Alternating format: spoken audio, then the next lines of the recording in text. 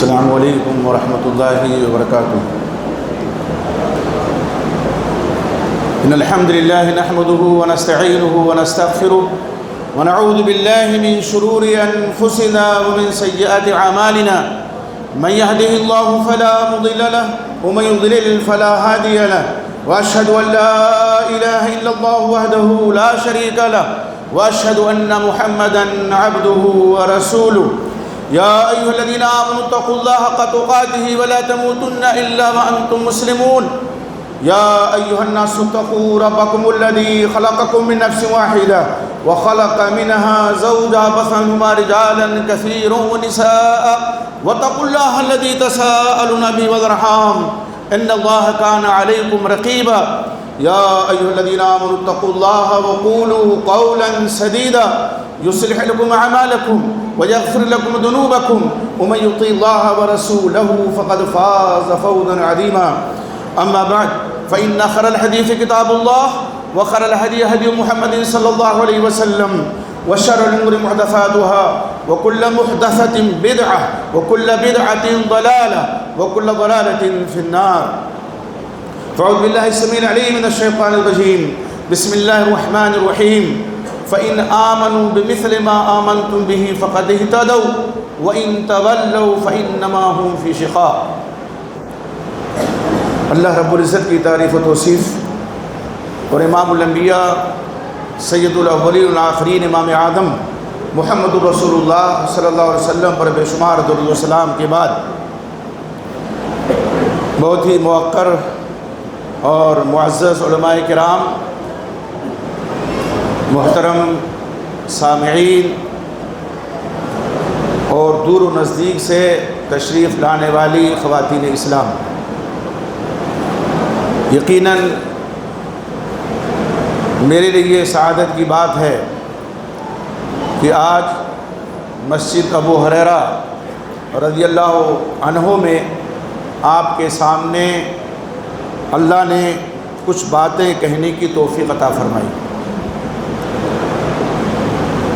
اللہ رب العزت کی جناب میں شکر و سپاس کے بعد ہم آپ کے بھی مشکور ہیں کہ آپ حضرات دور و نزدیک سے تشریف لائے اور اس بزم کو آپ نے رونق بخشی، فجزاکم اللہ خیرا۔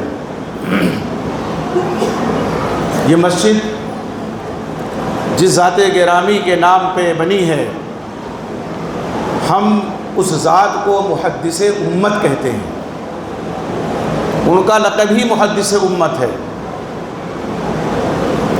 بہت ہی مبارکباد کے مستحق ہیں اس مسجد کے ذمہ داران اور مسجد سے ملحق جو مدرسہ ہے۔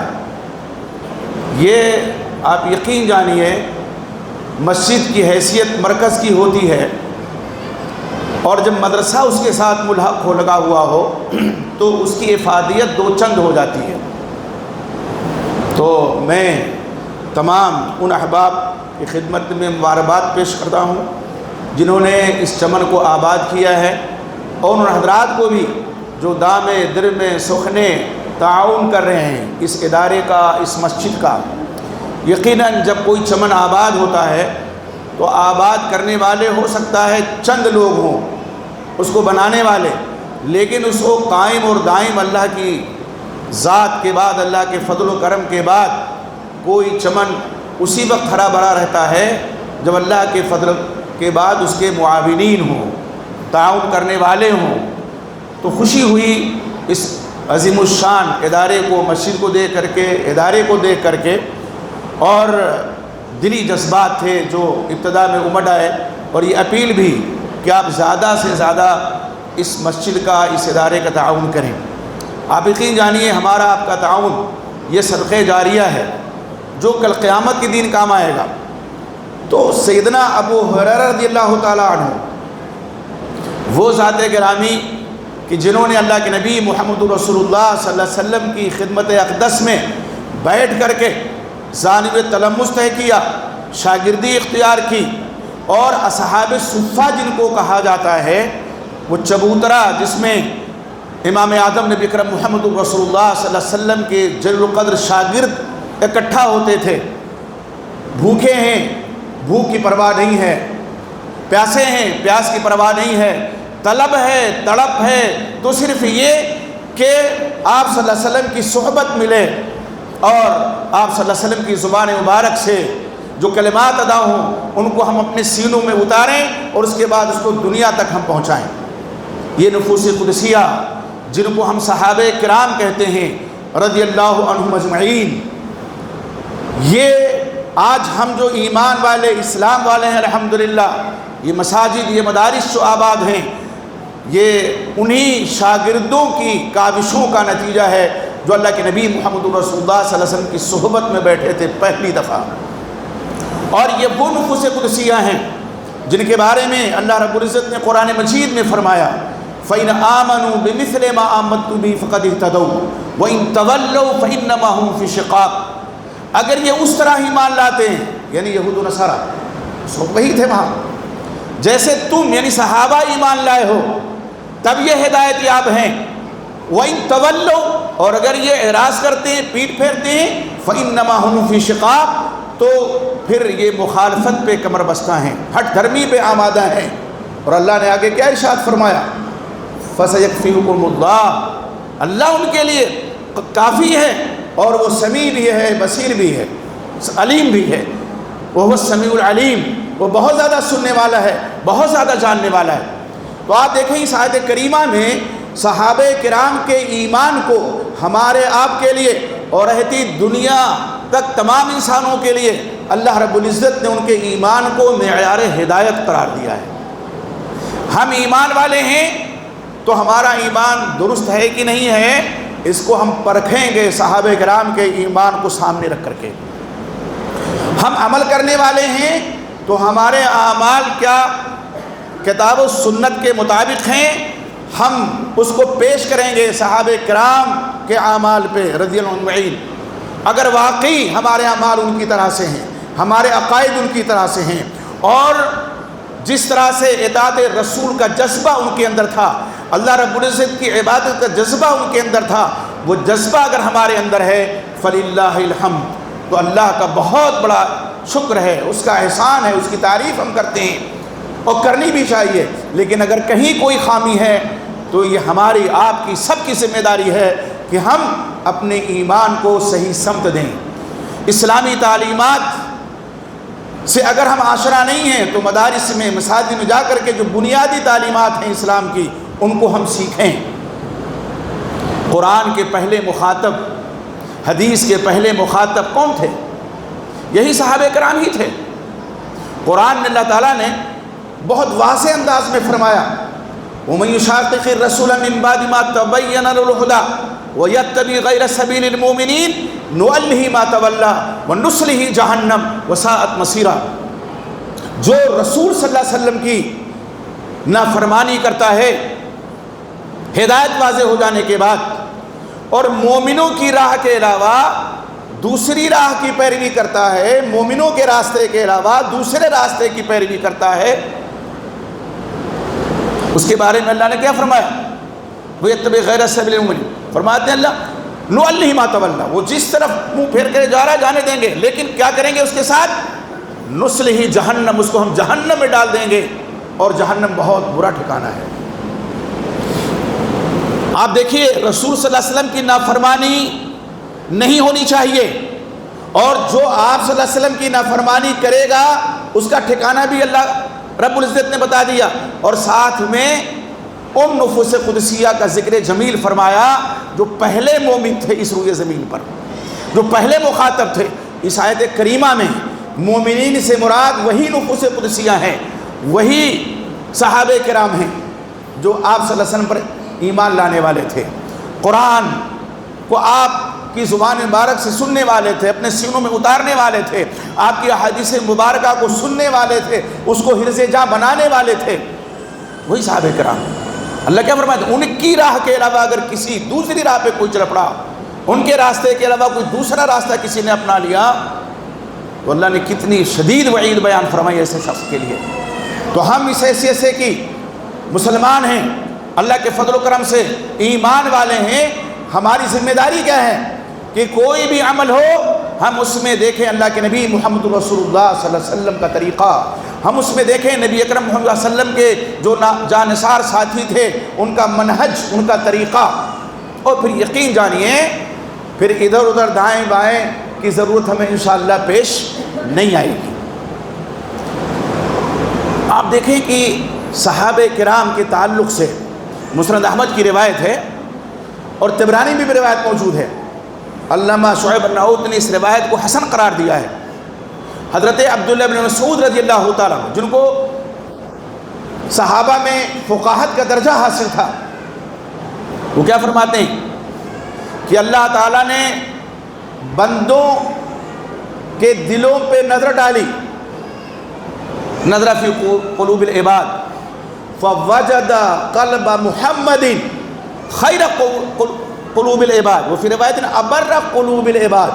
تو اللہ تعالیٰ نے جب بندوں کے دلوں پہ نظر ڈالی تو بندوں کے دلوں میں سب سے بہتر دل، سب سے پاکیزہ دل محمد رسول اللہ صلی اللہ علیہ وسلم کا اللہ نے پایا۔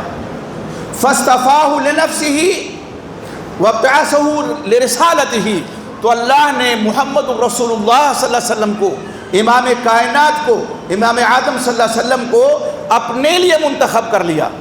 فاصطفاہ لنفسہ وابتعثہ برسالتہ، اور اپنا پیغام دے کر کے مبعوث فرمایا اللہ کے نبی محمد صلی اللہ علیہ وسلم کو۔ پھر آگے کیا ارشاد ہوتا ہے، ثم نظر الی قلوب العباد، پھر اللہ نے بندوں کی نظر کے دلوں پہ نظر ڈالی، فوجد قلوب اصحاب محمد صلی اللہ علیہ وسلم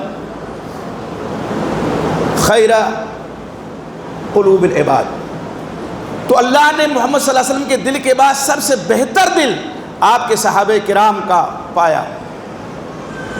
تو اللہ تعالیٰ نے ان کو آپ صلی اللہ علیہ وسلم کے وزراء بنا دیا، معاون بنا دیا، وزیر بنا دیا۔ یہ فضیلت ہے صحابہ کرام کی، یہ اہمیت ہے صحابہ کرام کی۔ وہ صحابہ کرام جن میں تینوں طبقہ کے لوگ تھے۔ ایک آیت کریمہ میں اللہ تعالیٰ کیا فرماتے ہیں، والسابقون الاولون من المہاجرین والانصار والذین اتبعوہم بإحسان رضی اللہ عنہم ورضوا عنہ۔ اللہ کیا فرماتے ہیں کہ پہلے سبقت لے جانے، ایمان لانے میں پہل جو ایمان لائے، ایمان میں سبقت لے جانے والے کون؟ مہاجرین اور انصار میں سے۔ تین طبقے کا ذکر کیا ہے اللہ تعالیٰ نے اس آیت کریمہ میں۔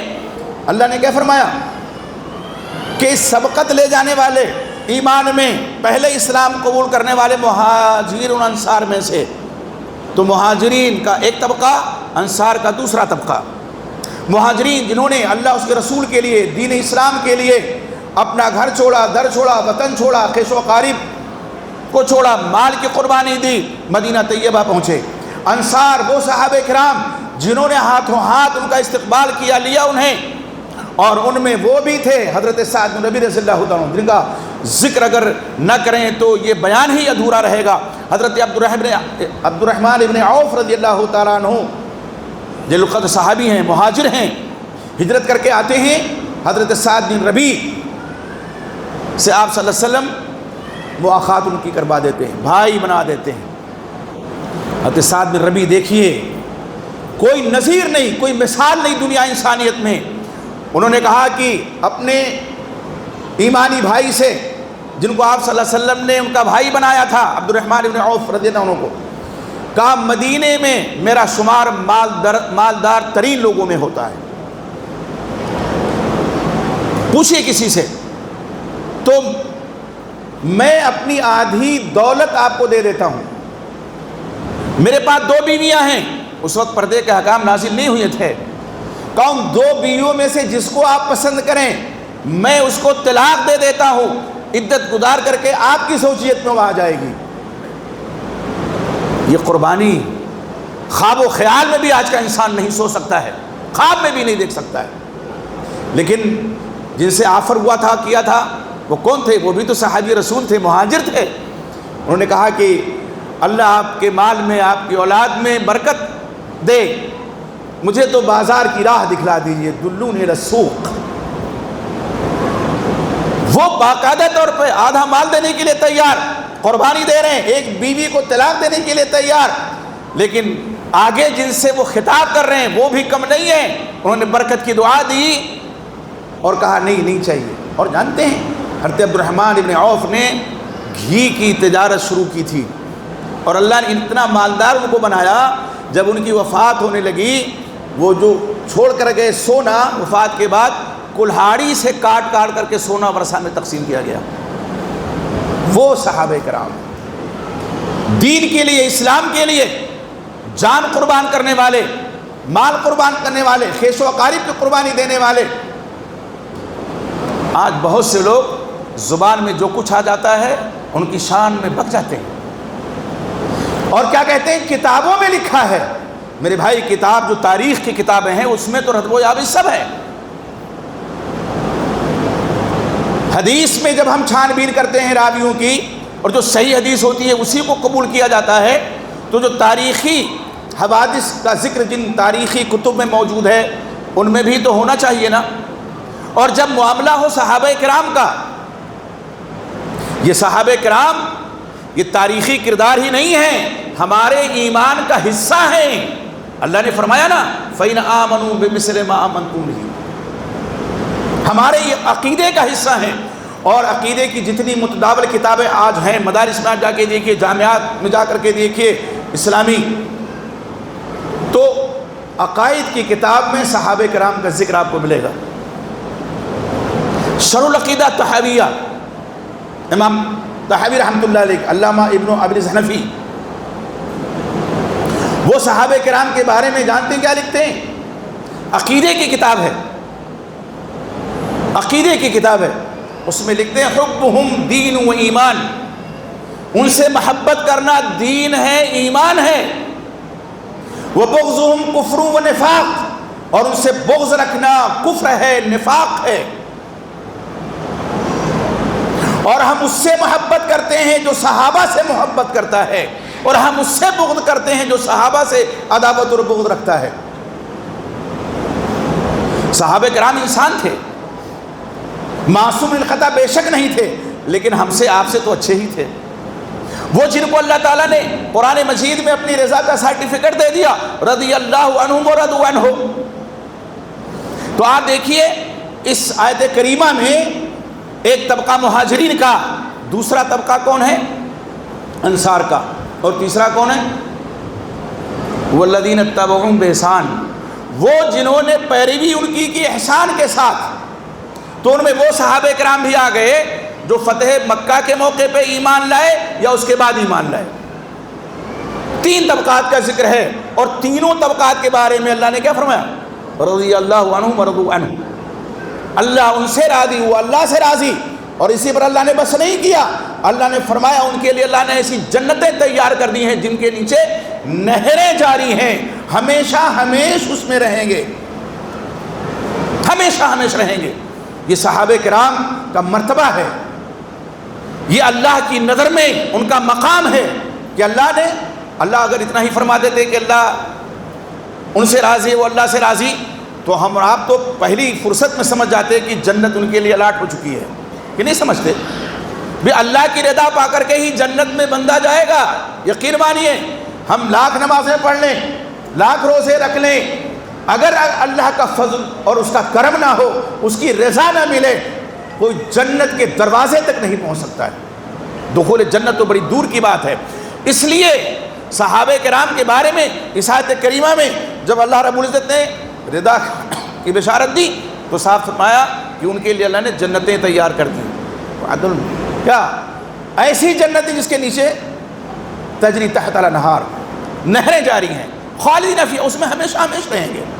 تو آپ دیکھیے یہ مقام ہے, یہ مرتبہ ہے صحابہ کرام کا. اور تینوں طبقات کے بارے میں فرمایا نا. اچھا, والذین اتبعوہم بإحسان میں وہ لوگ بھی آ گئے. آج جو اور صحابہ کرام کے بعد جو تابعین تھے جنہوں نے پیروی کی ان کے احسان کے ساتھ, سب اس میں آ گئے. اچھا, ہم اپنے آپ کو شامل کر لیں اور یہ سمجھیں کہ ہم پیروی کر رہے ہیں صحابہ کی تو ہم اس صف میں داخل ہیں. تو کیا وہ صحابہ داخل نہیں ہو سکتے جو فتح مکہ کے موقع پہ اسلام لائے, جو فتح مکہ کے بعد اسلام لائے؟ وہ تو بدرجہ اولا اس تیسری قسم میں داخل ہیں کہ نہیں داخل ہیں؟ آدمی قرآن کی تلاوت نہیں کرتا ہے، قرآن کو آدمی سمجھتا نہیں، احادیث رسول کی اہمیت کو آدمی نہیں سمجھتا ہے۔ آپ یقین جانیے یہ قرآن ہمیں، یا حدیث مبارکہ ہمیں انہی نفوس قدسیہ کے ذریعے سے ملی ہیں، اور اسی لیے امام رازی رحمۃ اللہ علیہ کو دیکھیے، پڑھیے الکفایہ میں وہ لکھتے ہیں، لو رأیت رجلا ينتقص احدا من اصحاب النبی صلی اللہ علیہ وسلم، اگر تم کسی کو دیکھو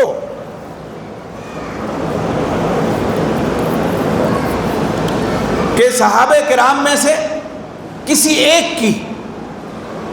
صحابی کی، اس میں اعلیٰ درجے کے صحابی بھی داخل اور ادنا درجے کی، فرق مراتب تو انہیں بھی ہے نا، اب یہ 3 درجات اسی آیت میں ہیں، کسی کی شان میں گستاخی کرتا ہے، ان کی تنقیص کرتا ہے، ان کی عیب جوئی کرتا ہے، فَاعْلَمْ أَنَّهُ زِندِيق، تو جان لو کہ وہ زندیق ہے۔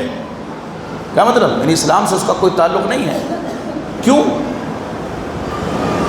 فرماتے ہیں لِأَنَّ الْقُرْآنَ حَقٌّ، اس لیے کہ قرآن برحق ہے، وَالرَّسُولَ حَقٌّ، اور رسول صلی اللہ علیہ وسلم بھی برحق ہیں۔ قرآن اللہ کا کلام ہے، رسول صلی اللہ علیہ وسلم اللہ کے آخری نبی و رسول ہیں۔ فرماتے ہیں قرآن برحق ہے، رسول برحق ہیں، اور قرآن و حدیث تک ہم تک پہنچانے والے قرآن و حدیث کو یہی صحابہ کرام ہیں۔ تو یہ دشمنان اسلام چاہتے یہ ہیں کہ اسلام کے جو پہلے گواہ ہیں، شہداء، ان کو مجروح کر دو، ان کی عیب گیری کر دو، تاکہ اسلام پہ حملہ آسان ہو جائے۔ اور یہ لوگوں نے کیا، ہر زمانے میں کیا ہے۔ آج بھی مستشرقین موجود ہیں، مستشرقین ان کو کہا جاتا ہے، یورپ میں اور بھی دنیا کے خطوں میں ہے، وہ جو شرقی علوم کے ماہر ہوتے ہیں۔ قرآن ان سے پڑھوا لیجئے، تفسیر ان سے پڑھوا لیجئے، حدیث ان سے پڑھوا لیجئے، سب کچھ وہ پڑھے ہوتے ہیں، سب کچھ۔ ایک کتاب، اب تو چونکہ سوشل میڈیا کا دور ہے، یہ ساری چیزیں اس میں قید ہیں، اچھائیاں بھی ہیں، برائیاں بھی ہیں، لیکن ایک دور تھا مستشرقین نے مل کر کے حدیث کی 9 جو معروف کتابیں ہیں، انڈیکس ان کا تیار کیا، المعجم المفہرس لالفاظ الحدیث النبوی۔ میرے پاس 8 جلدوں میں یہ کتاب موجود ہے، اس وقت ہم لوگ اس سے استفادہ کرتے تھے۔ کون ہے یہ؟ مسلمان نہیں ہے۔ انہوں نے اتنی چھان پھٹک کیوں کی؟ تاکہ کہیں کوئی خامی حدیث میں نظر آ جائے، ہم اس کو پیش کر دیں۔ اسلام میں خامیاں تلاش کرنے کے لیے انہوں نے اتنی محنت کی، ایک ٹیم ان کی تیار ہوئی، ایک آدمی کے بس کی بات تو تھی بھی نہیں ہے، نہ آج بھی ہے، ایک ٹیم اس کے لیے تیار ہوئی، اور 9 جو مشہور کتابیں، سیاستہ تو ہمارے یہاں مشہور ہی ہے، اس کے علاوہ موطا امام مالک ہے، اور مسند احمد بن حنبل، موطا امام مالک، مسند احمد بن حنبل، دارمی، ان کو لے کر کے انہوں نے کیا کیا؟ انڈیکس بنا دیا۔ فائدہ ہم لوگوں کو پہنچا۔ اللہ تعالیٰ تو علیہ وسلم نے فرمایا نا کہ فاجر آدمی سے بھی دین کی تائید اللہ کروا لیتے ہیں، ٹھیک ہے؟ تو فائدہ ہم لوگوں کو ملا، ان کی محنت تھی، علماء نے بھی اس پر کام کیا ہے، ایسا نہیں ہے، لیکن یہ ان کی محنت میں نے بتائی کہ وہ کس لیے کر رہے ہیں محنت؟ کوئی مین میخ نکالنے کے لیے۔ اچھا، وہی کام اگر ایک مسلمان تحقیق کے نام پہ کرنے لگے اور اس کی تلاش صرف اتنی ہو کہ کسی صحابی رسول کے تعلق سے کوئی بات مل جائے تاکہ اس کو ہم مارکیٹ میں پیش کر دیں، کیا کہیں گے آپ اس کو؟ کیا کہیں گے؟ امام رازی کو یاد کیجئے، فرمایا فَاعْلَمْ أَنَّهُ زِندِيق، میں نہیں کہتا، الکفایہ میں ان کا یہ قول موجود ہے۔ اب کچھ لوگ، تاکہ لوگوں میں ہمارا نام ہو جائے اور علماء سے لوگ کٹ جائیں، اور میں آپ کو ایک بات بتاؤں ہمیشہ یاد رکھنے والی، جو علماء سے کٹتے ہیں ان کی گمراہی کے زیادہ چانسز ہوتے ہیں۔ یقین جانیے، جو علماء سے کٹ گیا، آج جتنے متعالمین بیٹھے ہوئے ہیں یوٹیوب کی دکان سجا کر کے، وہ سب سے پہلے علماء سے متنفر کرتے ہیں۔ ہمارے پڑوسی ملک میں ایک صاحب ہیں، میں نے اپنی اس کتاب میں نام نہیں لیا ہے لیکن جواب ان کا سارا دیا ہے۔ سب سے پہلے یہ جو فروعی مسائل میں ہم لوگ اپنی انرجی برباد کرتے ہیں نا، آمین رفع دین اور سینے پہ کہاں ہاتھ باندھا جائے، او صاحب آ گئے، یہ رفع الیدین سنت ہے، ہم بھی تو کہتے ہیں نا، لیکن جانتے نام کس کا لیا؟ اہل حدیث جو عمل کرتے ہیں وہ درست ہے۔ اب لٹو ہو گئے سب نوجوان اور یہ سمجھ بیٹھے یہ اہل حدیث ہے۔ فروعی مسائل میں کبھی بھی اپنی انرجی نہیں برباد کرنا چاہیے۔ ٹھیک ہے، آپ حق سمجھتے ہیں، کوئی سوال کرتا ہے آپ پوچھئے اس سے کہ آپ کس مقصد سے سوال کر رہے ہیں۔ اگر ہدایت دینے کے لیے کر رہے ہیں تو بے شک یہ حدیث موجود ہے، سورہ فاتحہ پڑھنے کی حدیث موجود ہے امام کے پیچھے، لیکن اس کو مدعا بنا کر کے اور باقاعدہ مناظرہ کرنا، آپس میں انتشار پیدا کرنا، یہ آج کے ماحول میں تو قطعاً درست نہیں ہے۔ ہماری صفوں میں اتحاد کی ضرورت ہے، اتفاق کی ضرورت ہے، دنیا سب کو مسلمان سمجھتی ہے۔ تو اب سب دھیرے دھیرے کلی کھلی اس شخص کی کہا یہ اہل حدیث جو عوام ہے یہ بہت اچھے، ان کی علماء بہت خراب ہیں، علماء سے متنفر کرنے کے لیے، یہ علماء سے کٹ جائیں تو شکار آسان ہو جائے گا۔ اور وہی ہوا، لیکن کچھ لوگ جن کو اللہ نے توفیق دی پھر اس سے ہٹے اور وہی اب جواب دینے لگے۔ تو ابتدا میں مجھ سے لوگ جب پوچھتے تھے کہ یہ رافضی تو نہیں ہے، میں نے کہا بھئی ابھی تو بڑی جلد بازی ہوگی کوئی حکم لگانا، لیکن جلد ہی بلی تھیلے سے باہر آ گئی۔ ہم تو الحمدللہ اہل حدیث عالم ہیں تو ہم تو خوش ہو جاتے ہیں، اس کی تائید کر رہا ہے، نہیں، اصل فکر ہے، اصل منہج ہے، جس کا منہج صحابہ سے ہٹا ہوا ہے وہ انحراف کا شکار ہے، وہ باطل راستے پر ہے، وہ اپنے آپ کو حق پر نہیں کہہ سکتا ہے، اس کو حق ہی نہیں پہنچتا ہے۔ تو منہج وہ جو صحابہ کرام کا طریقہ، جو صحابہ کرام کا منہج ہے، اور آپ صحابہ کرام میں نے میخ نکال لیں، ان کی عیب جوئی کر رہے ہیں تو ہٹے ہوئے ہیں منہج سے۔ یہ فکر ہے اور ہر مسلمان کے اندر یہ فکر ہونی چاہیے، صحابہ سے محبت ہونی چاہیے، محبت رسول ہمارے ایمان کا حصہ ہے، تو صحابہ کی محبت بھی ہمارے عقیدے کا حصہ ہے۔ اللہ کے نبی صلی اللہ علیہ وسلم سے جو محبت نہ کرے کہ وہ مومن ہے، کوئی سوال ہی نہیں ہے۔ تو ایسے آپ صلی اللہ علیہ وسلم کے جو جانثار صحابہ تھے، آپ کے ساتھی تھے، ان سے بھی ہمیں محبت کرنی چاہیے۔ ہاں، ہم ان کو معصوم من الخطا نہ کہیں، لیکن ان کی غلطیوں کو اچھال کر کے تیر کا تاڑ نہ بنائیں، رائی کو پہاڑ نہ بنائیں، یہ بھی تو ہے نا۔ اللہ تو ان سے راضی ہو گیا، اب ہم ان کو اپنی عدالت ایک سجائیں لگائیں اور اپنی عدالت کے کٹگھرے میں ان کو کھڑا کریں اور کہیں فلاں صحابی ایسے تو فلاں صحابی ایسے۔ اور آپ کو معلوم ہے جن ذات گرامی کے نام کی یہ مسجد ہے، مسجد ابو ہریرہ رضی اللہ عنہ، محدث امت کو بھی ایسے لوگوں نے نہیں بخشا، جی محدث امت کو نہیں بخشا، شیخین کریمین کو نہیں بخشا۔ شیخین کریمین یعنی سیدنا ابو صدیق رضی اللہ عنہ، سیدنا عمر فاروق رضی اللہ عنہ، مصنف ابن ابی شیبہ کی حد درجہ ضعیف روایت ہے۔ مصنف شیبہ میں تو ہر طرح کی روایت ہے نا، انہوں نے صرف صحت کا اہتمام نہیں کیا جیسے امام بخاری امام مسلم رحمہ اللہ نے کیا ہے، جتنی حدیثیں جیسی ملی انہوں نے نقل کر دی مصنف میں۔ تو اب ایک حد درجہ ضعیف روایت مصنف ابن شیبہ کی، اور اس میں کیا ہے کہ جب اللہ کے نبی محمد رسول اللہ صلی اللہ علیہ وسلم کی تدفین ہو رہی تھی تو یہ دونوں سقیفہ بنی ساعدہ میں بیٹھے ہوئے تھے۔ کتنا بڑا الزام ہے، اور تدفین میں شریک نہیں تھے، تجہیز میں تکفیر میں یہ دونوں شریک نہیں تھے۔ اب ذرا دیکھیے سقیفہ بنی ساعدہ جو انتشار کا مرکز بننے جا رہا تھا، اس انتشار کو روکا کس نے اور کس وجہ سے صحابہ کرام منتشر ہونے سے بچے، اس کو بھی تو پڑھنے کی ضرورت ہے۔ آپ صلی اللہ علیہ وسلم کی وفات کا سانحہ پیش آتا ہے، ظاہر ہے آج بھی ہوتا ہے نا کہ کوئی حکمراں ہوتا ہے جب تک اس کا جانشین نہ متعین کر دیا جائے اس کی تدفین نہیں ہوتی ہے۔ تو آپ صلی اللہ علیہ وسلم کی وفات کا سانحہ سوموار کو پیش آتا ہے، بدھ کی رات میں آپ صلی اللہ علیہ وسلم کی تدفین ہوتی حجرہ عائشہ رضی اللہ تعالیٰ عنہا میں۔ سقیفہ بنی ساعدہ میں انصار و مہاجرین اکٹھا ہیں دونوں۔ اب یہ کہ آپ کا خلیفہ کون بنے گا، انصار کہتے ہمارا حق ہے، مہاجرین نے کہا کہ نہیں آپ صلی اللہ علیہ وسلم ہم میں سے تھے تو ہمارا حق ہے۔ ان دونوں کو پتہ چلا حالانکہ اس سے پہلے جو مشورہ دینا تھا حضرت صدیق نے مشورہ دیا کہ آپ صلی اللہ علیہ وسلم نے جب تدفین کی بات آئی تھی کہاں تدفین کیا جائے، آپ کی تدفین کہاں ہو، اس میں مشورہ دیا. تو پہلے ادھر یہ دیکھیے کیا دیکھا، سب حضرت سعد بن عبادہ رضی اللہ عنہ امامہ باندھے ہوئے ہیں اور بیچ میں بیٹھے ہوئے ہیں، اور انصار چاہتے ہی تھے کہ وہ بن جائیں.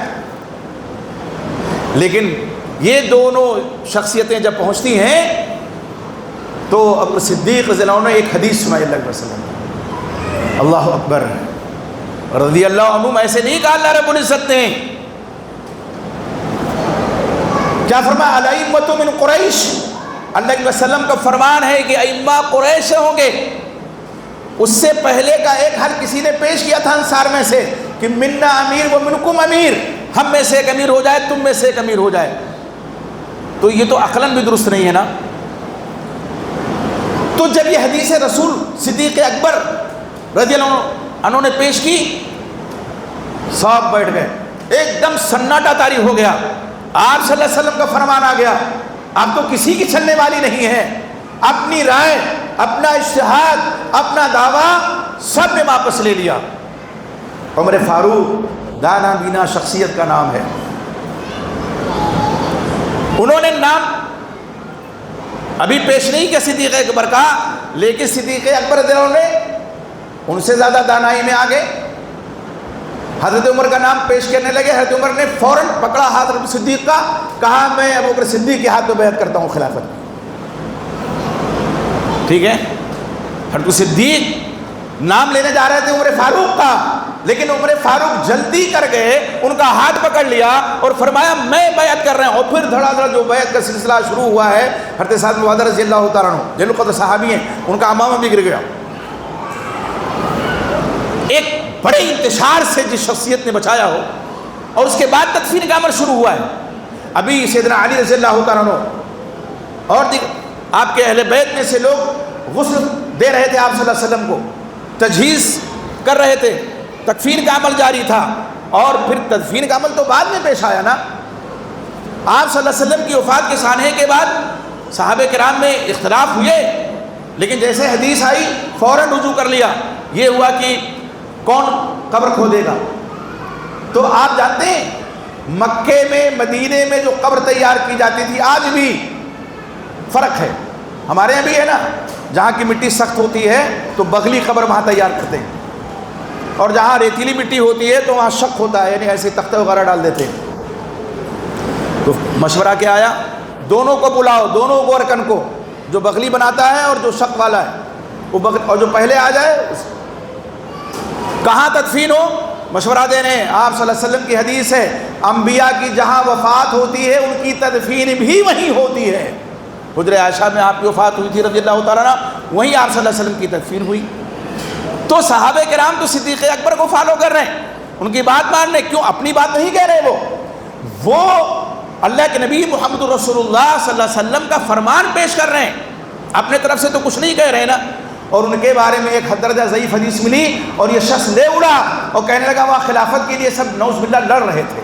یہ لڑ رہے تھے کہ لڑائی ختم کرنے کے لیے دونوں شخصیتیں گئی تھیں.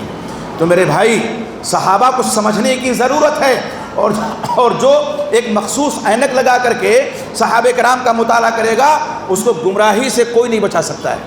ایک مخصوص اینک لگا لی رافضیت کی کہ ہم کوئی عیب نکالیں کسی صحابی کے اندر، اور انہی نفوس قدسیہ میں یہ سیدنا معاویہ رضی اللہ تعالیٰ عنہ کی بھی ذات گرامی ہے. ان کو تو کسی طرح بخشنے کے لیے ایسے لوگ تیار ہی نہیں ہیں کسی طرح سے. میں نام لینے کا عادی نہیں ہوں. آپ کے لکھنؤ کے ایک بڑے عالم نے سیدنا معاویہ رضی اللہ عنہ کے تعلق سے جانتے ہیں کیا کہا؟ اور وہ بھی تاریخی روایت جو حد درجہ صحت اور اس سے گری ہوئی ہے. کیا کہا؟ معاویہ رضی اللہ عنہ نہیں، معاویہ سودی کاروبار کرتے تھے اور شراب معاویہ کے گھر میں پی جاتی تھی، شرابی تھے. کون مومن جس کو یہ غرہ ہے کہ ہم اہل سنت ہیں، کون برداشت کر لے گا؟ خال المومنین کے تعلق سے اس طرح سے کہ وہ شرابی تھے کاروبار سودی کرتے تھے، ایک صحیح حدیث کو غلط مفہوم پہنا کر کے۔ تاریخ میں تو ساری چیزیں موجود ہیں نا۔ تاریخ کی ایک کتاب ہے تاریخ طبری،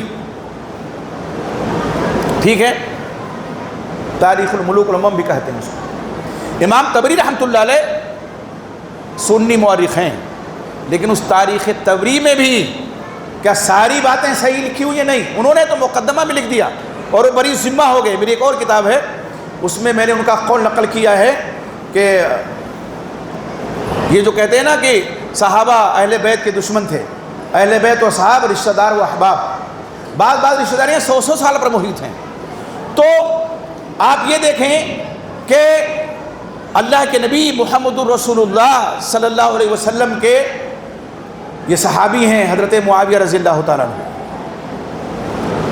دو چیزیں ملتی ہیں ان کے بارے میں، ایک تو صلح حدیبیہ کے موقع پہ ایمان لے آئے، اور یہ کہ اپنے باپ سے پہلے ایمان لائے، دونوں چیزیں نا۔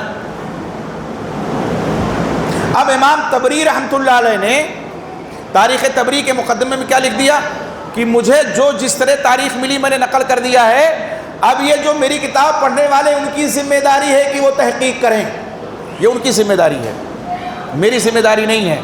تو بڑی ذمہ ہو گئے، وہ اللہ کے ان کی انشاءاللہ پکڑ نہیں ہوگی، کیوں؟ اس لیے کہ انہوں نے لکھ دیا کہ اس میں ساری چیزیں موجود ہیں۔ بھائی اب آپ کی ذمہ داری ہے، تو جو اس طرح تحقیق کے راستے پہ چلے اس کی ذمہ داری بنتی ہے کہ نہیں بنتی ہے کہ ہر چیز پڑھے، صرف اپنے مطلب کی نہیں۔ اب ایک میں مثال موٹی سی دیتا ہوں حضرت معاویہ کے تعلق سے، اور خصوصاً حضرت مغیرہ بن شعبہ رضی اللہ تعالیٰ عنہ۔ مغیرہ بن شعبہ کون ہیں؟ صلح حدیبیہ کے صحابی ہیں، بیعت کرنے والے، اللہ نے جن کو قرآن میں بشارت دی اور جنت کا سرٹیفکیٹ دیا۔ 1400 سے زیادہ صحابہ کرام تھے، ان میں حضرت مغیرہ بن شعبہ رضی اللہ تعالیٰ عنہ سن 5 ہجری میں ایمان لاتے ہیں، سن 6 ہجری میں صلح حدیبیہ کا واقعہ ہوتا ہے۔ ان کے تعلق سے اسی تاریخ طبری میں جانتے ہیں کیا لکھا ہوا ہے؟ سن 56 کے حادثات میں، چونکہ مورخ وہ چاہے تاریخ طبری ہو یا البدایہ والنہایہ ہو یا اور بھی جو تاریخ کی کتابیں ہیں، وہ سن 22، تو سن 56 کے حادثے میں کیا لکھا ہوا ہے کہ حضرت مغیرہ بن شعبہ رضی اللہ تعالیٰ عنہ بیمار رہنے لگے، بوڑھے ہو گئے، تو انہوں نے استعفیٰ پیش کر دیا۔ کوفہ کے گورنر تھے سیدنا معاویہ ان کی جانب سے کہ میں اب بیمار رہتا ہوں، بوڑھا ہو چکا ہوں۔ یہ جو عبارت ہے نا، اسی میں غور و فکر کرنا چاہیے کہ صحیح بھی ہے کہ نہیں ہے۔ کہا اس کے بعد حضرت معاویہ نے کسی اور کو خلیفہ بنانا چاہا، بھی ان کا نام چل ہی رہا تھا کہ حضرت مغیرہ بن شعبہ کو ایک صاحب نے جا کے بتا دیا کہ ارے فلاں کا نام آ رہا ہے۔ دیکھیں خود لکھتے ہیں نا، بوڑھا ہو چکا ہوں، بیمار رہتا ہوں، یہ وجہ بیان کی۔ اور جب یہ پتہ لگا تو یزید کے پاس پہنچے کہ میں تمہارے باپ سے مل کر کے سفارش کروں گا کہ ان کے بعد تمہیں ان کی جانشینی مل جائے۔ پھر سیدنا معاویہ کے پاس پہنچے تو گورنری بحال ہو گئی، علیاذ باللہ۔ یہ سن 56 کے حادثات میں ہے۔ اس کے بعد سن 56 کے بعد 57 آیا، 58 آیا۔ یہ سن 56 کے حادثات میں جو میں نے کہا لف و نشر غیر مرتب ہو گیا۔ 56 کے حادثات میں ان کی وفات کا ذکر ہے، سن 56 کے حادثات میں ان کی وفات کا ذکر ہے۔ جب سن 63 کا حادثہ بیان کرنے لگے امام طبری، تب یہ ذکر کیا، اس کو صحیح کر لیجئے۔ جب سن 63 کے حادثات بیان کرنے لگے تب اس کا ذکر کیا، انہوں نے خط لکھا اور استعفیٰ نامہ پیش کیا۔ اور سن 56 کے حادثات میں کیا ہے کہ ان کی وفات ہو گئی۔ اور جب ان کی وفات ہو گئی سن 56 ہجری میں، تو وفات کے بعد قبر سے نکل کر کے آئے تھے، پھر یزید کے پاس پہنچے تھے۔ تو تاریخ طبری میں خود متضاد روایتیں ہیں، یہ پڑھنے کی ضرورت ہے نا۔ تاریخ طبری میں خود متضاد روایتیں موجود ہیں۔ اگر آپ مطالعہ کرتے ہیں تو پوری کتاب کو مطالعہ کیجئے نا۔ آپ نے ایک ٹارگٹ بنا لیا کہ معاویہ کو کٹگھرے میں اپنی عدالت کے ضرور کھڑا کرنا ہے، تو وہی تلاش آپ کرنے لگے کہ کہاں سے ملے۔ مغیرہ بن شعبہ کو ضرور اپنی عدالت کے کٹگھرے میں کھڑا کرنا ہے، تو وہ تلاش کیا۔ 63 والا تلاش کر لیا، 56 والا بھول گئے، اس سے پہلے نہیں پڑھا۔ 63 کے حادثات میں پڑھ لیا، 61 کے حادثات میں پڑھ لیا۔ تو میرے بھائی صحابہ کا جب ذکر آئے ہوش و خرد کو ایک دم بہت ہی زیادہ چاق و چوبند رکھنے کی ضرورت ہے، ہوش و گنوانے کی ضرورت نہیں ہے کہ کسی نے کہہ دیا تو ہم بھی۔ وہ لوگ تو اپنا نمبر بڑھا رہے ہیں نا، اپنے فالوور بڑھا رہے ہیں، ان کی دکان ہے، کروڑوں کما رہے ہیں، ہمیں آپ کو کیا مل رہا ہے ان کا فالوور بن کر کے، سوائے گمراہی کے؟ اگر ان کی بات پہ ہم چلیں تو کیا ملتا ہے؟ کیا ملے گا؟ فالوور ہم بن گئے ان کے، تو وہاں تو ان کو مل رہا ہے بھائی یوٹیوب سے۔ یہی مختلف ہے علماء میں کہ وہ کمائی جائز ہے کہ ناجائز، وہ الگ مسئلہ کہ بھی سن لیجئے گا انشاءاللہ، ٹھیک ہے؟ تو اب کیا ہے، ان کی کمائی ہو رہی ہے، وہ کروڑوں میں کھیل رہے ہیں، اور ہم ان کی بات مار کر کے صحابہ کی دشمنی کر کے اپنی عاقبت خراب کر لیں، یہ کون سی عقل مندی ہے؟ اچھا بتائیے مجھے، اگر آپ کو اختیار دیا جائے کہ آپ اپنا حشر کس کے ساتھ کرنا چاہتے ہیں، صحابہ کرام کے ساتھ، کہ آپ کا حشر آپ اٹھائے جائیں صحابہ کرام کے ساتھ، یا کسی مرزا، کسی ڈاکٹر، کسی انجینئر کے ساتھ؟ جواب کیا ہوگا ایک مسلمان کا؟ صحابہ کے ساتھ۔ ہماری خواہش بھی ہے، دعا بھی ہے، دلی تمنا اور آرزو بھی ہے کہ ہمارا حشر صحابہ کرام کے ساتھ ہو، انبیاء کے ساتھ ہو، صدیقین کے ساتھ ہو، شہداء کے ساتھ ہو، کہ ایسے لوگوں کے ساتھ کہ جن کو خود اپنی عاقبت کا پتہ نہیں، انجام ان کا کیا ہوگا، آخری وقت میں کلمہ بھی نصیب ہوگا کہ نہیں ہوگا ان کو خود پتہ نہیں ہے، تو ہمیں کیسے پتہ چل سکتا ہے؟ اور وہ لوگ صحابہ کرام کی شان میں گستاخیاں کرتے ہیں، تعجب کی بات ہے۔ اس لیے میرے بھائی، میں نے یہ جو موضوع آج اختیار کیا ہے، یہاں ہمارے لکھنؤ میں تو کچھ لوگ الحمدللہ ٹھیک ہو گئے، کچھ نوجوان گمراہی کا شکار ہو رہے تھے، اور آج بھی دو چار ہیں جو ہماری نظر میں ہیں، میں صاف کہتا ہوں۔ اسی طرح ایک فتنہ اور اٹھا ہے، اس پر کبھی سنیے گا، شکیل بن حنیف کا فتنہ ہے۔ آپ صلی اللہ علیہ وسلم نے جو مہدی علیہ السلام کے بارے میں پیشین گوئی فرمائی ہے، اس کے 7 الفاظ ہیں، ان کا نام میرے نام پہ ہوگا محمد، اور ان کے باپ کا نام میرے باپ کے نام پہ ہوگا عبداللہ، اور وہ آپ کے خاندان سے ہوں گے۔ یہ دربھنگا کا، عثمان پور کا رہنے والا، اس کو نام بھی نہیں، وہ باپ کا بھی نام وہی نو، اور پتہ نہیں قریش سے کہاں رشتہ مل جائے گا، کوئی سوال ہی نہیں ہے۔ تو بہت سے لوگ، اور ان کا جو طریقے واردات ہے، یہ جانتے ہیں کیسا ہے؟ بہت خاموشی کے ساتھ۔ ہم لوگ تو باقاعدہ جو ہے تقریر کرتے ہیں، خطاب کرتے ہیں، آپ جیسے لوگ پہنچ جاتے ہیں، پھر یہ خطاب تیار ہوتا ہے، پھر اور جگہ پہنچ جاتا ہے، ان کا یہ طریقہ نہیں ہے، وہ خاموشی کے ساتھ۔ اور کن کو شکار کرتے ہیں؟ جو کالجوں کے لڑکے ہیں، یونیورسٹیوں کے لڑکے ہیں، جن کو اسلام اور دین کی مبادیات سے بھی واقفیت نہیں کہ محق ہو، تو ان کو شکار کرتے ہیں۔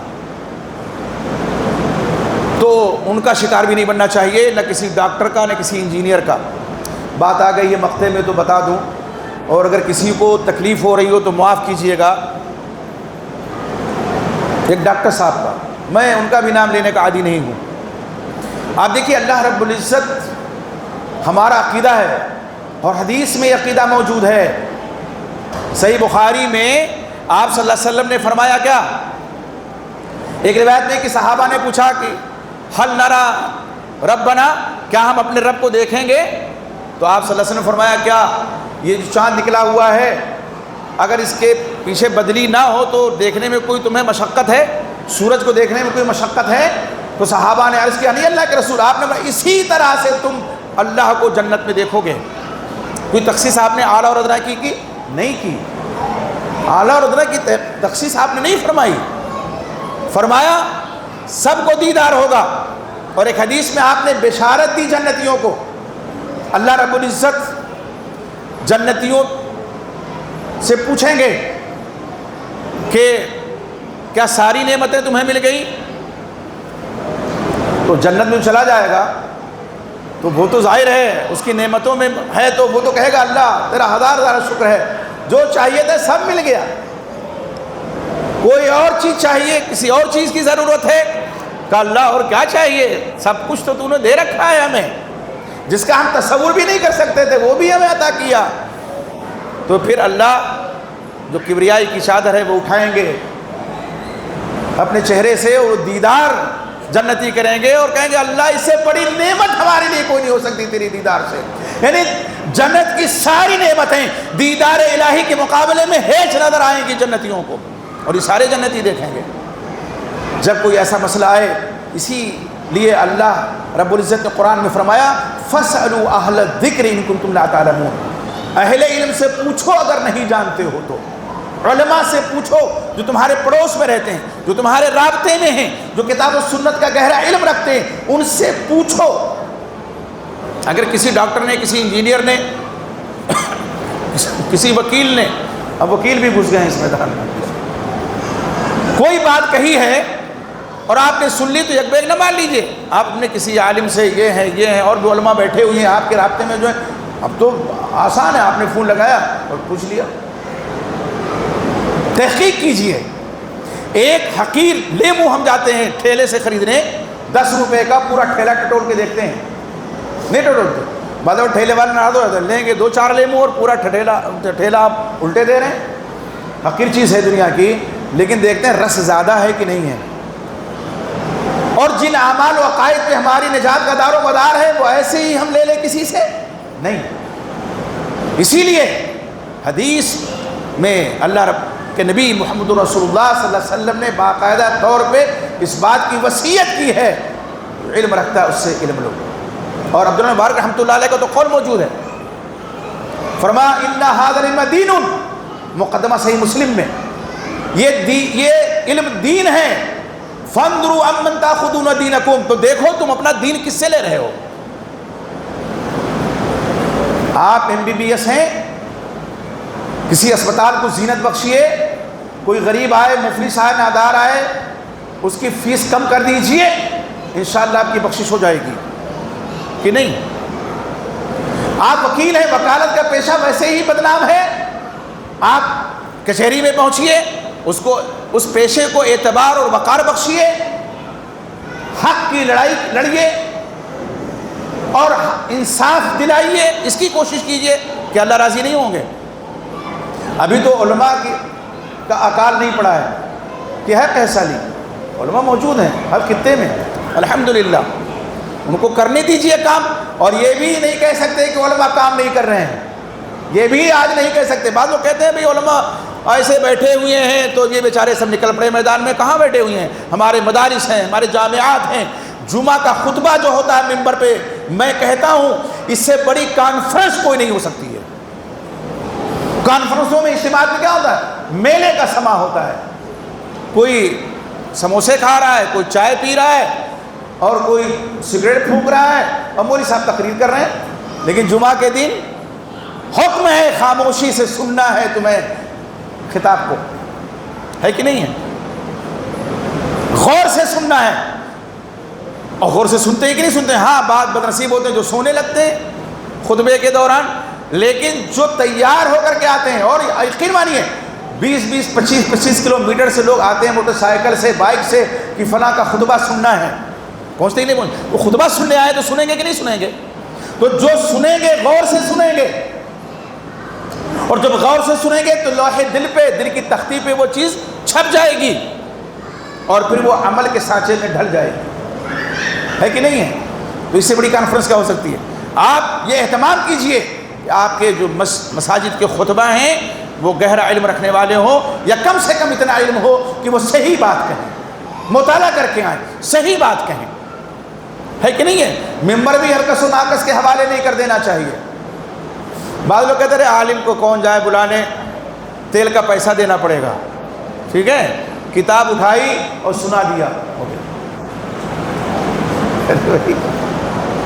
یہ مسجد ہے، بغیر پیسے کے تو کوئی چیز نہیں چل سکتی نا۔ اور میں بار بار اپیل کرتا ہوں، آپ تعاون پیش کیجئے بھائی، مدرسہ ہے، یہ اللہ کا شکر بھی ادا کیجئے۔ آپ کو ایسی جگہ اللہ نے مسجد سے نوازا، مدرسے سے نوازا، آپ کے بچے یہاں پڑھتے ہیں، جو بچے جاتے ہیں سرکاری اسکول پڑھنے، جز وقتی یہاں آ کر کے وقت اپنا دیتے ہیں، عصر کے بعد یا جو بھی وقت ہوگا وہاں قرآن سیکھتے ہیں، آ کر کے حافظ صاحب قرآن ان کو پڑھاتے ہیں، کتنے شرف کی بات ہے۔ تو ایسے تو نہیں کوئی چیز چل جائے گی۔ تو اب سہل انگیزی کیا ہے؟ اٹھایا، کتاب اٹھائی اور پڑھ کے سنا دیا، خلاص۔ اور خطبات کی کتاب ہی موجود ہے، میں کتاب لانا بھول گیا، وہ خطبات کی تو نہیں ہے، موٹی کتاب ہے، اس میں میری تقریر بھی ہے، ہمارے شہزاد بھائی ہیں انہوں نے لکھی ہے، بھول گیا اتفاق سے، کبھی آپ جائیں ہمارے کتاب بھائی تو لے لیجیے گا انشاءاللہ، بڑی موٹی کتاب ہے، دروس کے لیے، جیسے عصر کے بعد درس ہے، فجر کے بعد درس ہے، تو یہ آپ کریں۔ صحابہ کرام کا جہاں بھی ذکر آئے ضرور رضی اللہ عنہم کہیں یا رضی اللہ عنہ کہیں، اور آپ جب ان سے محبت کریں گے اللہ آپ سے محبت کرے گا۔ حضرت امام طحاوی نے فرمایا نا شرح عقیدہ میں کہ ہم ان سے محبت کرنے کی وجہ سے لوگوں سے محبت کرتے ہیں، ان سے بغض رکھنے کی وجہ سے ہم لوگوں سے بغض رکھتے ہیں۔ فَبِحُبِّهِمْ نُحِبُّهُمْ، ان سے جو محبت کرتا ہے اس سے ہم محبت کرتے ہیں۔ تو صحابہ کی محبت کو دل میں سا لیجئے۔ یوٹیوب پہ جو دکانیں لوگ سجا کے بیٹھے ہیں، میں یہ آپ سے گزارش کروں گا، اللہ کے واسطے آپ کو سننا ہے تو ایسے ایک مجلس کوئی مہینے میں رچا لیجئے، یا جمعہ کا خطبہ ہے وہاں پہنچیے اور سنیے، انشاءاللہ ہدایت آپ کو ملے گی۔ اور معتبر علماء کو سنیے جن کو آپ سمجھتے ہیں کہ یہ انحراف کا شکار نہیں ہے، عقیدے میں عمل میں انحراف کا شکار نہیں، آپ ان کے سنیے، انشاءاللہ دنیا بھی بنے گی آخرت بھی بنے گی۔ اللہ سے دعا کیجئے۔ میرے خیال سے وقت ہو گیا کیا؟ ابھی نہیں ہوا ہے۔ آپ یقین جانیے کہ یہ اگر آپ کر لے گئے، ٹھیک ہے، تو کیا لے کر کے جائیں گے؟ اللہ کی محبت دل میں لے کے جائیں گے، رسول صلی اللہ علیہ وسلم کی محبت دل میں لے کے جائیں گے، اور رسول صلی اللہ علیہ وسلم کے جو جانثار صحابہ تھے ان کی محبت لے کر کے جائیں گے۔ تو جس دل میں اللہ کی محبت ہو، رسول صلی اللہ علیہ وسلم کی محبت ہو اور صحابہ کرام کی محبت ہو، وہ دل جس جسم میں ہو اس جسم کو اللہ کے حوالے کریں گے کل قیامت میں نہیں۔ یہ سمجھ لیجئے اور یقین جانیے کہ کوئی بھی ادنا بھی صحابی ہو، بعد کے لوگوں سے اس کا مرتبہ بڑا ہے۔ السابق الاولون تو ہیں ہی، ان کے بعد جو ایمان لائے، یہاں تک کہ آپ صلی اللہ علیہ وسلم کی وفات کا سانحہ جس سال پیش آیا اس سال بھی اگر کوئی ایمان لاتا ہے وہ بھی صحابہ کے صف میں شامل ہو گیا کہ نہیں ہوا۔ یہی محدث امت جن کا لقب ہے سیدنا ابو رضی اللہ تعالیٰ عنہ، کب ایمان لاتے ہیں؟ غزوہ خیبر کے ساتھ، لیکن سب سے زیادہ حدیثیں کس سے مروی ہیں؟ حضرت ابوبکر صدیق رضی اللہ تعالیٰ عنہ سے۔ اچھا، اس وقت بھی لوگ کہتے تھے، اور صحیح بخاری میں امام بخاری رحمۃ اللہ علیہ نے سیدنا ابو رضی اللہ عنہ کا یہ قول نقل فرمایا کہ ہمارے کچھ بھائی کہتے ہیں، وہ کہتے تھے کہ بھئی جو حدیث دیکھو اس کے راوی ابو ہریرہ، جو حدیث دیکھو اس کے راوی ابو ہریرہ۔ تو فرمایا کہ جب ہمارے مہاجر بھائی بازار کی لین دین میں مصروف رہتے تھے، کان یشغلہم السفق بالاسباق، اور ہمارے انصار بھائی جب ان کی کھیتی ان کو مشغول لگتی تھی، یشغلہم اموالہم، تو انصار کھیتی کرنے والے تھے، باغات تھے کھجور کے ان کے یہاں، تب یہ ابو ہریرہ آپ صلی اللہ علیہ وسلم کی خدمت میں بیٹھتا تھا۔ مقصد ہوتا تھا 2 وقت کی روٹی ملے، آپ صلی اللہ علیہ وسلم کی صحبت نہ چھوٹے۔ اسی لیے آپ دیکھیں گے کہ سب سے زیادہ حدیث حضرت ابو ہریرہ سے مروی ہے، حضرت ابو صدیق سے اتنی نہیں، عمر فاروق سے نہیں۔ اور یہ بھی دیکھیں خلفائے راشدین میں سب سے زیادہ سیدنا علی رضی اللہ عنہ سے حدیث مروی ہے۔ یہ سن لیجئے، بعض لوگ الزام دیتے ہیں نا کہ اہل السنہ کی جو کتابیں ہیں ان میں تو اور لوگوں کی زیادہ حدیث ہیں لیکن حضرت علی کی کم ہے۔ آپ خلفائے راشدین میں موازنہ کریں گے تو حضرت عثمان غنی اور حضرت عمر فاروق اور ان سے پہلے ابو صدیق، ان تمام لوگوں کی روایات کو ملا دیا جائے تو بھی حضرت علی رضی اللہ عنہ کی روایت زیادہ، 600 سے زیادہ روایتیں موجود ہیں۔ تو آپ دیکھیے کہاں صحابہ کرام کو لوگوں نے چھوڑا، لیکن کچھ لوگ تو فرمایا کہ میں جب، اور کئی فاقے بھی کرتے تھے، حضرت صدیق ایک مرتبہ فاقے سے ہیں، بھوک سے تڑپ رہے ہیں، لیکن کہیں کیسے؟ دیکھیے یہیں سے ایک مسئلہ معلوم ہوتا ہے کہ اگر کوئی مسکین ہے، مسکین مانگتا نہیں ہاتھ پھیلا کر کے، اس کی مسکنت اس کے چہرے سے ظاہر ہوتی ہے، آپ اس کی بڑھ کر کے مدد کیجیے۔ جو تصور والے ہیں، جو مانگنے والے ہیں، وہ تو مانگتے ہی در در، ان کو تو ملے گا ہی۔ ابھی ایک صاحب نے رپورٹ شائع کی، لکھنؤ میں جو فقیر مانگتے ہیں نا بھک منگے، 3 ہزار روپیہ روزانہ کمائی ہے ان کی، کتنی؟ اور مہینے میں بانٹ دیجئے، پھر سال میں بانٹ دیجئے، ہم آپ سوچتے رہ جائیں گے، ٹھیک ہے؟ ان کو دینے سے بہتر ان کو دیجئے جن کے چہرے سے مسکنت ٹپکتی ہے، وہ تصور نہیں کرتے، وہ مانگتے نہیں، اب حضرت ابو ہریرہ رضی اللہ عنہ بھوکے ہیں، بھوک سے تڑپ رہے ہیں، لیکن کہیں تو کیسے کہیں کہ مجھے کھانا کھلاؤ دو. حضرت صدیق ملے اور بھی لوگ ملے، کہ وہ قرآن کی ایک آیت ہے، وہ پوری آیت کیسے ہے؟ آدمی جب بھوکا ہوتا ہے نا یا غم میں ہوتا ہے تو بہت سی چیزیں دماغ سے نکل جاتی ہیں. اب یہ سمجھ نہیں سکے، اللہ کے نبی محمد رسول اللہ صلی اللہ علیہ وسلم امام کائنات نے سمجھا کہ لگتا ہے ابو ہریرہ بھوکے ہیں. گھر میں گئے اور جب حضرت ابو ہریرہ دنوں کو کھلانے کے لیے کہا تو اور بھی لوگوں کو بلا لاؤ. یہ معجزہ آپ صلی اللہ علیہ وسلم کا تھا نا. اب وہ سوچ رہے ہیں کہ ایک پیالہ دودھ ہے، ایک گلاس دودھ ہے، اتنا ہی ہے، یہ میرے ہی لیے نہ کافی ہو، تمام صحابہ کو. انگشت مبارک آپ نے رکھی، سب نے سیراب ہو کر کے پیا. تو آپ دیکھیں کہ محدث امت سیدنا ابو رضی اللہ تعالیٰ عنہ کس قدر مشقت انہوں نے اٹھائی طالب علم کے لیے، بھوک اور پیاس سب برداشت کیا. ایسی ہمارے ہاں پہلے مدارس میں ہوتا تھا نا، ہم لوگوں نے فیضا میں آپ اعظم گڑھ کے ہیں نا، ناشتہ آج بھی نہیں ملتا ہے، ہم لوگوں کے زمانے میں ناشتہ نہیں ملتا تھا. تو ہم لوگ کیا کرتے تھے، گیہوں لے جاتے تھے، وہاں پسواتے تھے، پھر اسٹوپ رکھتے تھے، پھر بیلن اسے روٹی خود بیلتے تھے. بعض مدارس کا کھانا ایسا ہوتا ہے کہ گھروں پہ آپ نہیں کھا پائیں گے. ٹھیک ہے، بس اللہ تعالیٰ مدارس کو قائم اور دائم رکھے. یہ دعا کرنی چاہیے، ہمیشہ کرنی چاہیے. انہی کے دین ہے کہ آج ہم بول رہے ہیں آپ کے سامنے.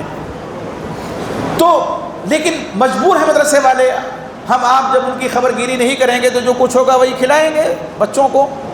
لیکن مشقت، آج کا دور اور آج سے 25 سال 30 سال پہلے جائیے، ایک بچے کو جب والدین لے کے جاتے تھے مدرسے میں یا مکتب میں مسجد میں تو کہتے تھے مولوی صاحب ہمیں صرف چمڑا اور ہڈی چاہیے، گوشت آپ کا ہے.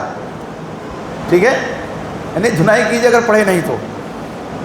اور آج کے والدین گارجین کیا کہتے ہیں، بڑا دبلا پتلا ہے میرا بچہ، لیکن دیکھیے رہے گا حاشلے میں، کچھ تھوڑا سا تندرست ہو کے نکلنا چاہیے. آج مزاج بدل گیا نا، تو ہمیں بھی تھوڑا مزاج کا خیال اس لیے رکھنا چاہیے. مارنا پیٹنا یہ علاج نہیں ہے. ایک تو خیش و قارب کو چھوڑا انہوں نے، اگر ہاسٹل میں رہنے والے طلبہ یا طالبات ہیں، ماں باپ کی محبت چھوڑی، آپ کے یہاں آئے ہیں تو جو خود کھائیں وہ کھلائیں. بھائی محنت کریں، کوشش کریں، ان کے لیے انتظام کریں. نہیں ہو تو فیس رکھ دیں. کس نے منع کیا ہے کہ فیس نہ رکھیے؟ آپ رکھنا چاہیے کہ نہیں رکھنا چاہیے؟ بعض دفعہ ایسا ہوتا ہے کہ فیس نہیں آتی ہے کبھی، تو ہم لوگ مدرسہ چلانے والے تنخواہ دینے کے لالے پڑ جاتے ہیں. تو آپ فیس رکھیں آپ اور لیجیے، دینے والے دیں گے انشاءاللہ، لیکن تھوڑا اہتمام کریں. اور یہ سیکھا کس سے ہم نے؟ صحابہ کرام کے اس مکتب سے جس کو صفہ کہا جاتا ہے. پہلا مدرسہ، یہ سارے مدارس سارے جامعات اسی کی شاخیں ہیں، اسی شجرہ طوبہ کی یہ سب شاخیں ہیں. تو اس وقت حالات ایسے تھے کہ ایک وقت کی روٹی کھا لی تو سمجھتے تھے کہ ہاں پیٹ بھرا ہوا ہے. اب تو باقاعدہ طور پہ فراوانی ہے بھائی. ہاں کچھ ہی لوگ ایسے ہوں گے جو نان شبینہ کے شاید محتاج ہوں، ایسا تو نہیں ہے. ہم جتنی طاقت رکھتے ہیں اتنا تو دے سکتے ہیں نا. اگر 10 روپیہ کی طاقت ہے تو 10 روپیہ ہم مدد کر سکتے ہیں مدرسے یا مسجد کی، کہ نہیں کر سکتے؟ 100 کی 100، 1000 کی 1000 کر سکتے ہی نہیں کر سکتے. یہ مساجد، یہ مدارس جو شاخ ہیں، اصحاب صفہ جہاں بیٹھتے تھے، اس چبوترا آج بھی موجود ہے. جی آج بھی موجود ہے وہ چبوترا. اب وہی نہیں ہوگا لیکن وہ جگہ تو ہے، وہ جگہ تو نہیں گئی نا، وہ جگہ تو آج بھی ہے. تو آپ دیکھیے کہ جب صحابہ سے اپنے رشتے کو جوڑیں گے، چاہے مسجد ہو چاہے مدرسہ ہو، تو ہم دین سے جڑے رہیں گے. میرے کہنے کا مقصد یہ آخر میں. اور جب صحابہ سے کٹ جائیں گے تو خدشہ ہے، خطرہ ہے کہ دین سے کٹ جائیں. اور کٹ رہے ہیں لوگ، جو صحابہ سے کٹ رہے ہیں وہ دین سے بھی کٹ رہے ہیں. اس لیے صحابہ کی محبت اور ان کے نقش قدم پر چلنا یہ ہم طے کر لیں. آج کوئی بھی کسی بھی صحابی رسول کی شان میں ادنا بھی گستاخی کرتا ہے تو بھلے ہم اس کا ٹٹوا نہ پکڑ سکیں، لیکن اس کی زبان تو بند کر سکتے ہیں کہ خاموش رہو. ایسا نہیں ہو سکتا ہمارے سامنے، کوئی سوال ہی نہیں ہے. ہم صحابی کی شان میں گستاخی برداشت نہیں کر سکتے. اچھا ایک بات سنیے، یہ لائے کہاں سے صحابی کی شان میں گستاخیاں؟ بعض روایات ہیں ایسی نا کہ جن میں کیا ہے، جیسے آپ نے فرمایا کہ میرے ساتھیوں میں 12 ایسے ہوں گے. ٹھیک ہے، یا رئیس المنافقین عبداللہ بن ابی بن سلول کے بارے میں آپ نے فرمایا جب اس نے گستاخی کی آپ کی شان میں کہ جو قرآن نے نقل کیا اس کو کہ ہم عزت دار لوگ ہیں اور یہ سب ذلیل ہیں نعوذ باللہ، عزت دار لوگ مدینے پہنچ کر کے غزوہ سے واپسی کے موقع پہ ہم نکال دیں گے، باہر کریں گے، صحابہ کی تلواریں باہر آ گئی نام سے۔ عبداللہ کے مومن بیٹے عبداللہ بھی آ گئے، کہا اللہ کے رسول اگر آپ نے میرے باپ کے قتل کا فیصلہ کیا ہے تو کسی کو نہ کہیے، حضرت عمر فاروق کی تلوار تو پہلے آ جاتی تھی، مجھے کہیے، میں اب پورے مدینے سے آپ پوچھئے سب سے زیادہ محبت کرنے والا ہوں میں اپنے باپ سے، آپ کی شان میں گستاخی کی ہے، مہاجرین صحابہ کی شان میں میرے باپ نے گستاخی کی ہے، دیکھیے صحابہ کی شان میں باپ گستاخی کرتا ہے اور ایک بیٹا کیا کرتا ہے، باقاعدہ طور پہ تلوار نکال لیتا ہے، مجھے کہیے میں اپنے باپ کی گردن لا کر کے آپ کے قدم مبارک میں رکھ دیتا ہوں۔ یہ کون کہہ رہا ہے؟ ایک مومن بیٹا کہہ رہا ہے اپنے باپ کے تعلق سے۔ تو آپ نے اس وقت کیا فرمایا؟ نہیں، اگر میں اس کے قتل کا حکم دے دوں گا تو لوگ کہیں گے محمد اپنے ساتھیوں کو، تو وہاں بھی اصحابی کا لفظ ہے، ٹھیک ہے، وہاں بھی کیا ہے؟ اصحابی کا لفظ ہے، اس سے لوگوں کو دھوکہ ہوا۔ میرے بھائی جو صحابی کی تعریف ہے اس کو پڑھیے نا، پڑھنے کی ضرورت ہے، چند اردو کتابیں پڑھ کر کے آپ کیا علم حاصل کر لیں گے؟ حافظ بن حجر رحمۃ اللہ علیہ جن کی شرح فتح الباری، ٹھیک ہے، صحیح بخاری کی بہت سی شرحیں ہیں، لیکن جب یہ شرح لکھی انہوں نے تو علماء میں یہ چیز معروف ہو گئی اور کہنے لگے لوگ لا ہجرت بعد الفتح، اب فتح الباری کے بعد اور شرح بخاری لکھنے کی ضرورت نہیں ہے۔ ان کی کتاب ہے اصول حدیث میں نزہۃ النظر،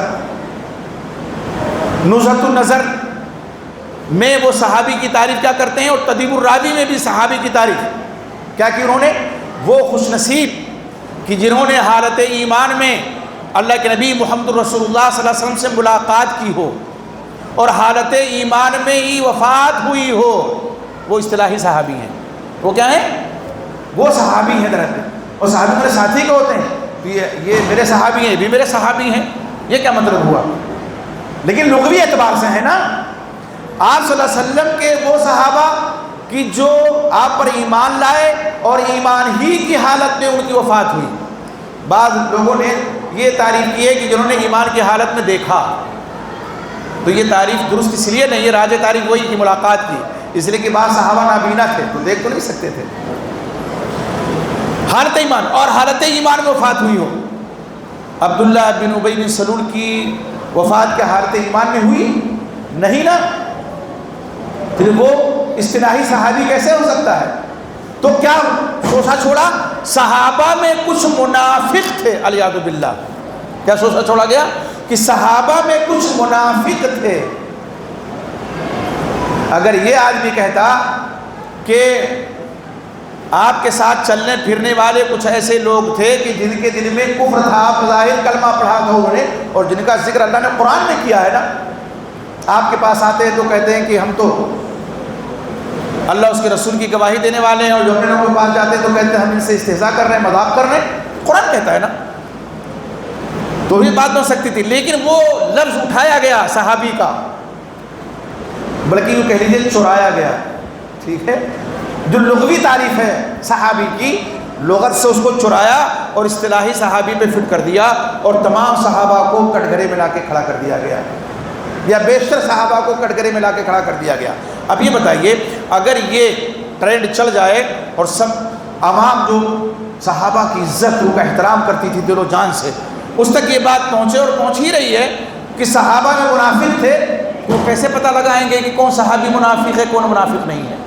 تو کسی صحابی کی بات آئے گی تو کہے بھیا یہ تو ہو سکتا ہے منافق ہو، ان کی بات نہیں مانیں گے، ہو سکتا ہے یہ منافق۔ کتنا بڑا جرم ہے، میں کہتا ہوں اس روئے زمین پر اس سے بڑا جرم کو نہیں ہو سکتا ہے جو شخص تمام صحابہ کرام کو جن کی حالت ایمان میں وفات ہوئی ہے ان پر الزام تراشی کرتا ہے، اور ان کے عقیدے اور ان کے عمل اور ان پر چھیٹا کشی کر کے وہ اسلام کو بدنام کرنے کی کوشش کرتا ہے۔ یہ ڈائریکٹ نہیں تو انڈائریکٹ کس پر حملہ ہے؟ دین اسلام پہ حملہ ہے، اور اسی لیے امام راضی نے فرمایا کہ فَاعْلَمْ أَنَّهُ زِنْدِيقٌ اِذَا رَأَيْتَ رَجُلًا يَنْتَقِصُ أَحَدًا مِنْ أَصْحَابِ النَّبِيِّ صلی اللہ علیہ وسلم، جب تم دیکھو کہ کسی شخص کو کہ صحابہ میں سے کسی کی عیب جوئی کرتا ہے، فَاعْلَمْ أَنَّهُ زِنْدِيقٌ، تو جان لو کہ وہ زندیق ہے۔ اس لیے کہ قرآن پر حق ہے، رسول پر حق ہے، اور قرآن و حدیث تک پہنچانے والے یہی صحابہ کرام ہیں۔ اور یہ دشمنان اسلام، کیا انہوں نے کہا؟ اعداء الدین، یہ دشمنان اسلام۔ تو جو دین کا دشمن ہوگا اس سے بڑا مجرم کون ہو سکتا ہے؟ میں نے اسی لیے کہا کہ اس روئے زمین پہ سب سے بڑے مجرم وہ لوگ ہیں۔ تو یہ چاہتے ہیں کہ حملہ کریں پہلے گواہوں پہ تاکہ اسلام پہ حملہ آسان ہو جائے۔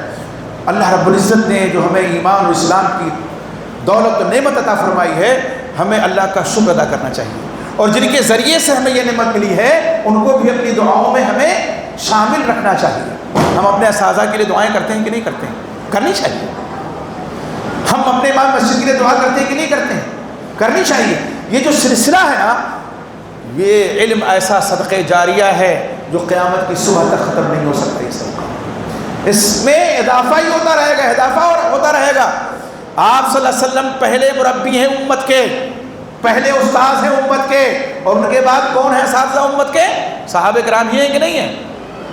یہ جو سلسلے سند ہے ہم لوگوں کے پاس موجود ہے، اور اللہ کے نبی صلی اللہ علیہ وسلم تک میرا جو سلسلہ ہے ایک سند سے 22 واسطے تک پہنچتا ہے، ایک سند سے 24 واسطے تک پہنچتا ہے الحمدللہ۔ صحیح بخاری ایک زمانے سے پڑھتا بھی ہوں، پڑھا بھی ہم نے، پڑھاتا ہوں، تو وہ سلسلے سند ہے، اور سلسلے سند صحابہ تک پہنچا کہ نہیں پہنچا؟ تو شاگرد امام آئے کہ نہیں آئے؟ تو ہم دعا اگر اپنے اساتذہ کے لیے کرتے ہیں تو ان کے اساتذہ اور پہنچتے پہنچتے 24 واسطے تک اللہ کے وسلم کے لیے دعا ہو گئی کہ نہیں ہو گئی؟ کتنا بڑا شرف بخشا اللہ نے ان کو، کتنا بڑا شرف بخشا ہے کہ نہیں؟ ابھی ہمارے حافظ صاحب علماء کی شان میں اشعار پڑھ رہے تھے، کسی نے مجھ سے کہا نعت پڑھ رہے ہیں، تو نعت تو خیر نہیں تھی، وہ نعت رسول نہیں تھی، نعت علماء کہہ سکتے ہیں، کیوں؟ علماء کی شان واقعی ہے۔ میں عالم اس لیے نہیں کہہ رہا ہوں، میں عالم نہیں ہوتا، ایک ادنا عالم ہوں میں، اگر عالم نہیں ہوتا تو بھی میں یہ کہتا کہ علماء کا جو وقار ہے، جو مرتبہ ہے، اس کو ہمیں اپنے دل و دماغ میں ہمیشہ پرپس رکھنے کی ضرورت ہے۔ امام جو مسجد کے ہیں، جو ہمارے بچوں کو پڑھانے والے ہیں، ہم جو تربیت اپنے گھروں میں نہیں کر سکتے ہیں، ان کے اساتذہ ان کی تربیت کرتے ہیں۔ ان کا مقام کیا کم ہے؟ بلکہ ہم سے زیادہ ان کا مقام ہے۔ اور میں اکثر کہتا ہوں کہ ہم لوگ تو بڑی جماعتوں کو پڑھاتے ہیں، بخاری، مسلم، ترمذی، ابو داؤد، نسائی وغیرہ پڑھاتے ہیں، ہم سے زیادہ اہمیت کے حامل وہ اساتذہ ہیں جو مکتب میں بچوں کو پڑھاتے ہیں، ٹھوک پیٹ کر کے درست کر کے ہم تک پہنچاتے ہیں وہ نا، تو وہ تو بنے بنائے ہیں نا، اب ان کو تھوڑا سا سنوارنا ہے۔ تو بنانے والے کون ہیں؟ پہلے ہمارے مکتب کے اساتذہ ہیں، تو ان کا شرف کم نہیں ہوتا ہے۔ اللہ سے دعا کیجیے کہ اللہ تعالیٰ نے جس طرح سے ہمیں اسلام کی نعمت عطا فرمائی ہے، ایمان کی دولت عطا فرمائی ہے، اور جن کے ذریعے سے یہ دولت ہمیں ملی ہے، اللہ تعالیٰ ہمیں توفیق عطا فرمائے کہ اسی پر ہم قائم رہیں اور صحابہ کرام رضی اللہ عنہ اجمعین کے نقش قدم پر چلتے رہیں۔ اللہ ہمیں اس کی توفیق عطا فرمائے۔ اللہ ہم تیرے عاجز مادہ بندے ہیں، گنہگار ہیں، سیاکار ہیں، لیکن میرے مولا تیرے در سے وابستہ ہیں۔ اللہ ہمارے گناہوں کو معاف فرما، ہماری لغزشوں کو معاف فرما، ہماری خطاؤں کو معاف فرما۔ اللہ میں جو بیمار ان کو شفا عطا فرما، ہمارے بھائی جو قرضدار ہیں اللہ کوئی آسان سی سبیل پیدا فرما دے، ان کا قرض دور ہو جائے۔ اللہ ہمارے وہ مسلمان بھائی جو دنیا کے کسی خطے میں پریشان حال ہیں، اللہ ان کی پریشانی کو دور فرما دے۔ اللہ رب العزت ہمیں ایک بنا، نیک بنا، ہماری صفوں میں اتحاد و اتفاق پیدا فرما دے۔ اللہ ہمیں توفیق عطا فرما کہ ہم اپنی مساجد کو آباد کریں، اپنے مدارس کو آباد کریں۔ اللہ ہماری مساجد کو، ہمارے مدارس کو اللہ تعالیٰ محفوظ فرما دے۔ اللہ یہ وطن ہمارا پیارا وطن ہے، اس وطن سے ہمیں فطری محبت ہے۔ اللہ اس وطن میں ہمیں امن و امان کی زندگی عطا فرما، ہماری عزت و آبرو کی حفاظت فرما، ہماری جان ہمارے مال کی حفاظت فرما۔ اللہ ہمیں ظالموں کے ظلم و ستم سے محفوظ فرما دے۔ اللہم انا نجعلک فی نحورہم ونعوذ بک من شرورہم، اللہم انا نجعلک فی نحورہم ونعوذ بک من شرورہم۔ اللہ میں جن کے والدین یا والدین سے کوئی جو حیات ہے، اللہ توفیق عطا فرما ہم کی خدمت کر کے تیری رضا حاصل کرنے۔ اللہ میں جن کے والدین یا والدین میں سے کسی ایک کی اگر وفات ہو چکی ہے، اللہ ان کی بال باغ مغفرت فرما، جنت فردوس میں اعلیٰ مقام عطا فرما۔ اللہ ہمیں جو مومن مرد، مومنہ خواتین جن کی وفات ہو چکی ہے، اللہ رب العزت کی مغفرت فرما، ان کے گناہوں کو معاف فرما، جنت میں انہیں اعلیٰ مقام عطا فرما۔ اللہ جس طرح تو نے ہمیں اکٹھا کیا ہے، اللہ رب العزت ہمارے اس اجتماع کو مبارک اور مسعود بنا دے۔